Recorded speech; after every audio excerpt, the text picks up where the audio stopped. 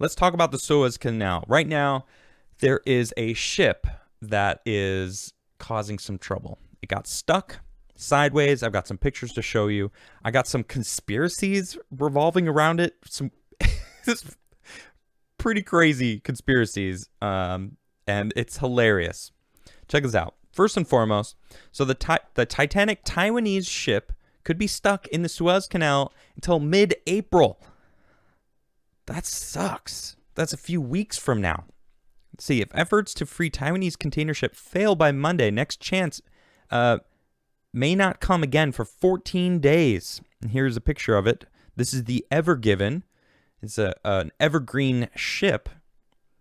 Let's see here. The Panama Canal flagged Evergreen, which is operated by Taiwanese Evergreen Marine Corp, became wedged sideways in the middle of a canal on Tuesday.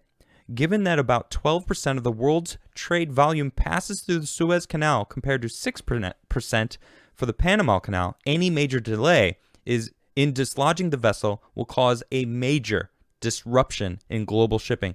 This is actually really huge, okay? I mean, and I have some facts about how much money the Egyptian government makes from the Suez Canal, which is a hefty amount. Let's talk about it though. So here, kind of, it's the 400-meter Evergreen. It's as long as the Empire State Building, is blocking transit in both directions through one of the world's busiest shipping canals or channels for oil and grain and other trade linking Asia and Europe. Yeah, everything from computers, toys, anything manufactured over in Asia, which most things are nowadays anyway, are coming up through that way to get into Europe. The Suez Canal Authority, the SCA, said 9 tugs were working to move the vessel, which got stuck diagonally across the single-lane southern stretch of the canal on Tuesday morning amid high winds and a dust storm. We can't exclude it might take weeks, depending on the situation. Peter Berdowski, CEO of Dutch company Boskalis, one of the 2 rescue teams trying to free the ship, told the Dutch television program, I'm not even going to try to pronounce that, whatever that is. No, I'll do it anyway. Neo-swir. The total of 206 large container ships, tankers carrying oil and gas, and bulk vessels hauling grain have backed up at either end of the canal, according to tracking data, creating one of the worst shipping jams seen in years. The blockage comes on top of the disruption to the world trade already caused in the past year by COVID-19, with trade volumes hit by high rates of ship cancellations, shortages of containers, and slower handling speeds at ports. The world's #1 line, AP Moller Maersk, said it was considering diverting vessels around Africa's Cape of Good Hope. I've actually been there, by the way, adding 5 or 6 days to the journey between Asia and Europe. It said time-sensitive cargo could be sent on trains and airplanes, although no decisions have yet been made. So the SCA, which had allowed some vessels to enter the canal in the hope the blockage could be cleared, said it had temporarily suspended all traffic on Thursday. Mars said in a customer advisory it had 7 vessels affected. So this is getting really bad. All right, so here's a picture.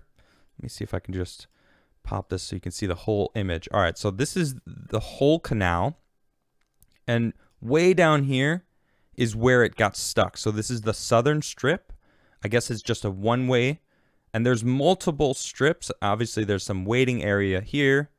And then the rest of it goes there. One thing I learned about this canal, it's almost 4,000 years old. I'm not joking. This canal is nearly 4,000 years old. It was first, when was the date?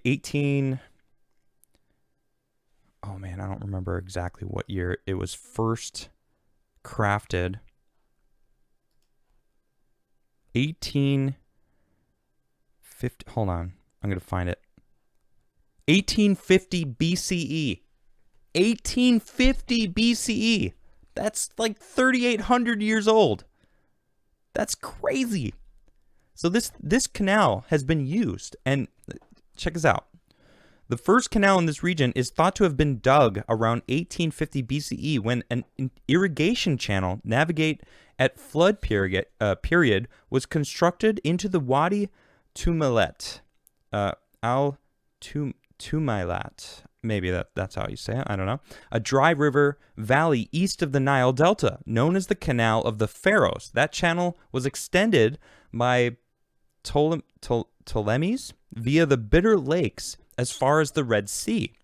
So this thing has been around for a long, long time.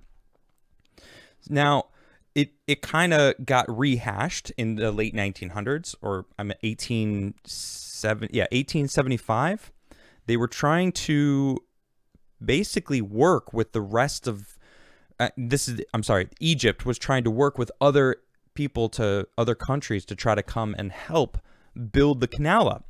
And actually, France stepped in and bought 52% of the shares to essentially say, all right, well, we're going to get a cut. We're going to get 52% of the cut because we'll pay 52% of creating like a good, solid shipping lane through this canal.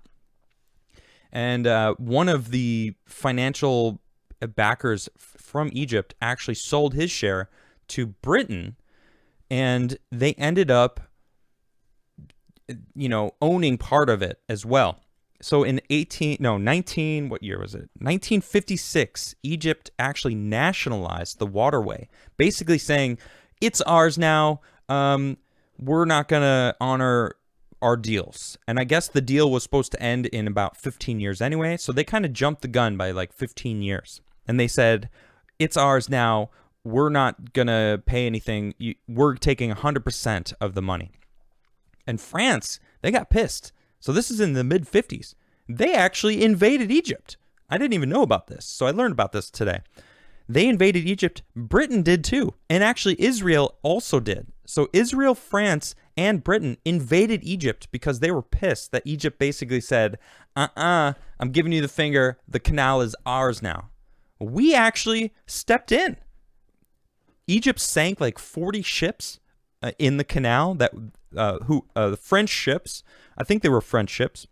And the U.S., Soviet Union, and the UN also all came together and stepped in, and basically France and Britain had to step down.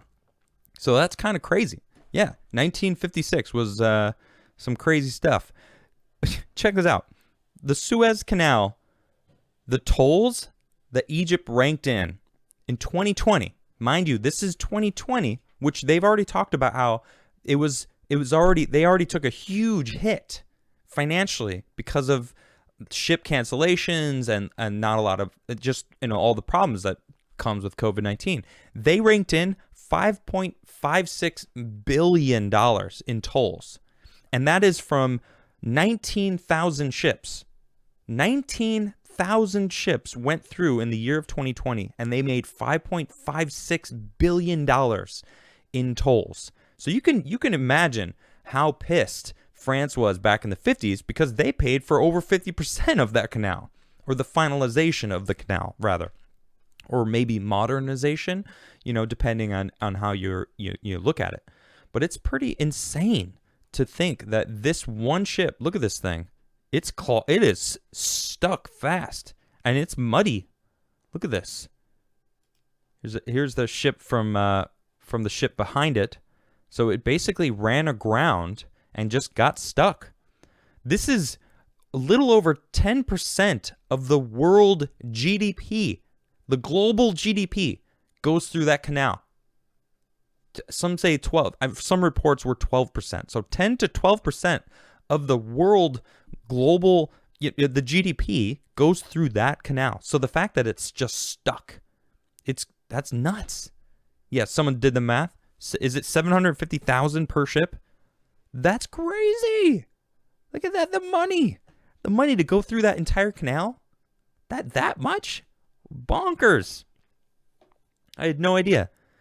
This is what I found interesting. This is weird. This is the path of the ship before it entered the canal. What does that look like to you?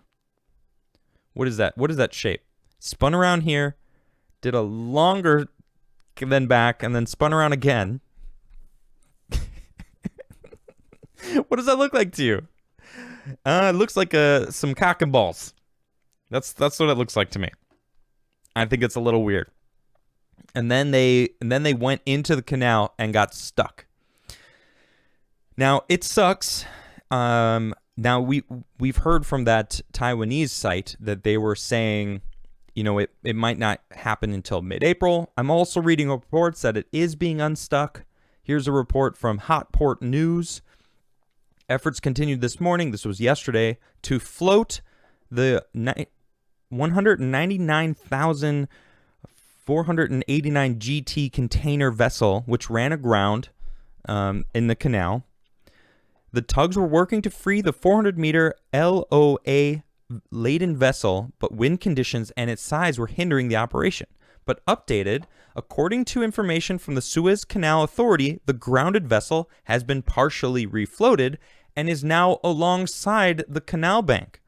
Convoys and traffic are expected to resume as soon as the vessel is towed to another position. So it seems like they've got it under control. Now, this was yesterday, and some of these articles that I've read today, like that the Taiwanese, this was written today. So this came out, after that other article. So I'm not really sure what the deal is, but I did find it kind of a funny article about QAnon. So I guess QAnon has their whole there's this weird conspiracy that I'm laughing because it's so silly that they think let's just look at this. YouTube, I'm just letting you know I'm reading a conspiracy about what they think, and I think it's silly. All right? I'm talking about it, so it pertains to this. QAnon claims stuck Suez Canal ship used by Hillary Clinton to traffic children. Oh my gosh. What? Followers of the QAnon conspiracy theory trying to find meaning behind the blocking of the Suez Canal by a cargo ship claim that the vessel is being used by Hillary Clinton for child sex trafficking. Oh my gosh. Let's see. In order to jump to this wild conclusion, QAnon supporters point to the vessel's operator, a Taiwan-based shipping company called Evergreen Marine Corporation. Clinton was given the Secret Service codename Evergreen when her husband Bill Clinton was president. And the ship's call sign is H3RC, the same three letters as the initials of the 2016 presidential candidate. And on the Telegram encrypted message app, a QAnon account with more than 106,000 subscribers wrote, Suez Canal blockage, a huge container ship named Evergreen. Evergreen shipping is most likely a cover for human and sex trafficking.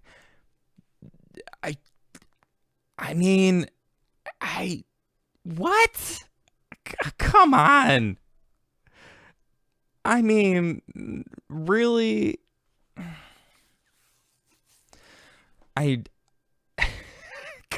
Come on, man. I don't know if they believe, if you have a QAnon account and you just post something, do these people just believe it all? Do they just blindly believe it? I don't know, man. Someone's saying QAnon is 100% CIA disinformation.